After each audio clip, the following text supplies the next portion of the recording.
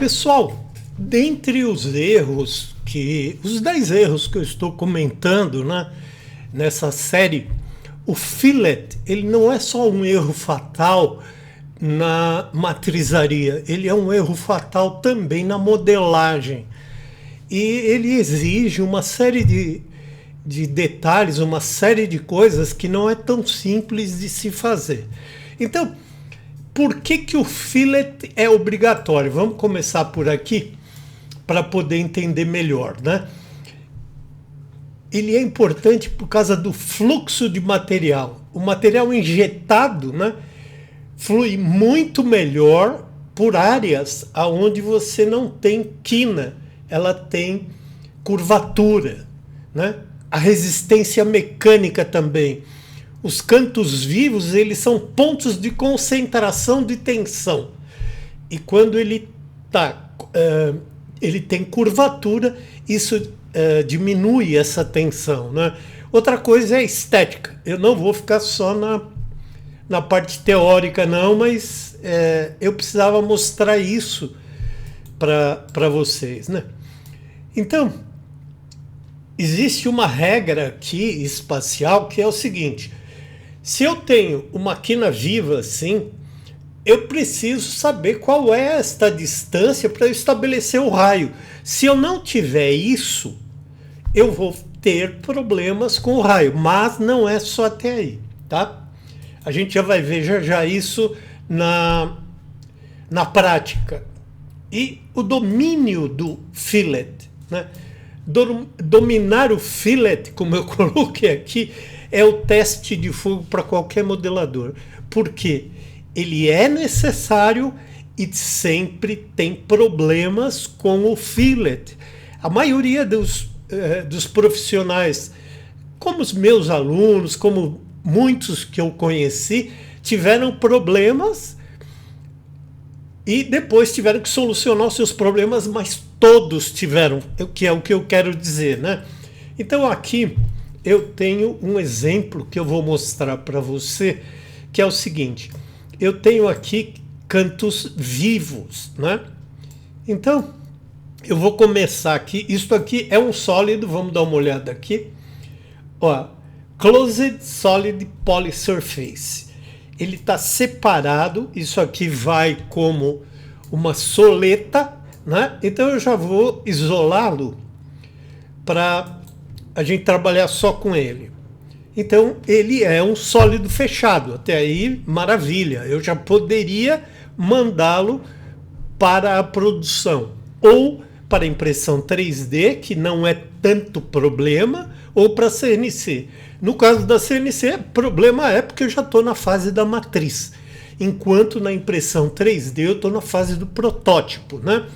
Então vamos olhar aqui, que para eu aplicar um fillet, aqui eu vou usar o recurso do Fillet Edges, aqui nessa área interna. Então você vê que aqui eu tenho um ângulo de 90 graus, porém eu estou aqui com um raio de 1 milímetro e eu vou colocar um raio de 2 milímetros. Botão direito do mouse, mais uma vez e mais uma vez. Ele demora um pouquinho, ele está pensando, mas olha lá, ele fez o meu fillet certinho, né? Ó, tá vendo? Tá arredondadinho o canto, tudo mais. Agora vamos, botão direito do mouse para repetir. Eu não tenho esses 2 milímetros aqui, mas eu vou tentar com os mesmos 2 nessa parte. Botão direito do mouse, mais uma vez, e ele não faz. Olha, tá vendo? Ele criou uma superfície interna do fillet, mas não fez. Ele até faria, tá vendo? Porque eu tenho um espaço aqui ainda e tenho outro aqui. Deixa eu chegar mais perto para você ver. Eu tenho um espaço aqui, tenho outro. Como é que eu sei que ele é... Deixa eu pegar um canto aqui aonde tenha uma curva de curvatura para você ver. Mas aqui não estou achando, não estou vendo. O que eu faria aqui? Vou deletar essa superfície O que eu vou ter que fazer aqui? Eu vou ter que reconstruir. Por quê? Esta superfície é chamada de superfície suja. E o que vem a ser uma superfície suja? Ela é construída em pequenas partes que a gente nem sabe onde ela está. O Rhino faz esse cálculo matemático para poder fechar, mas é uma superfície suja. Ela tem micro pedaços que podem trazer esse problema. Qual é a solução aqui que eu vou mostrar para você, que é o que a maioria dos meus alunos eu ensino a fazer isso. Eu vou explodir tudo isso. Ó. E agora, aqui eu tenho uma superfície e aqui eu tenho outra. Então, o que eu vou fazer? Eu vou deletar esta superfície. Olha lá, agora ficou o buraco, né? E deixe-me ver uma coisa. Se eu deletar essa superfície, ficou buraco total, né? Então, o que eu preciso fazer aqui? Eu vou selecionar esta, vou vir em Duplicate Border, vou duplicar as bordas e desta daqui também eu vou aplicar um Duplicate Border. Aqui, vou aplicar o Duplicate Border. Aqui, então, eu passo a ter, ó, fechei lá, e aqui eu tenho curva, tá vendo? Eu tenho curva em cima e curva embaixo. O que eu faço? Vou deletar essa superfície. Mas, como eu tenho curva aqui e aqui, eu vou usar um perfil, vou vir até Sweep to Rail, usar uma operação. Opa, aqui olha, tá vendo que ele selecionou tudo? Porque eu usei o recurso do Duplicate Border. Eu tenho que explodir, porque ele está fechando lá nas pontas também. Então, deixa-me voltar aqui. Agora, aqui sim, selecionei e vou explodi-la também. Para que eu possa ter aqui agora 2 trilhos. Tenho... Opa! Ele não explodiu. Agora vamos ver se explodiu. Ainda não. Ah, ele tá, olha, para explodir eu esqueci de digitar Enter. Deixe-me ver novamente. Aqui. Agora sim ele separou, ele não estava separando. Então eu vou entrar com o Sweep to Rail, seleciono este trilho, este aqui também, e aqui eu reconstruí esse pedaço de curva.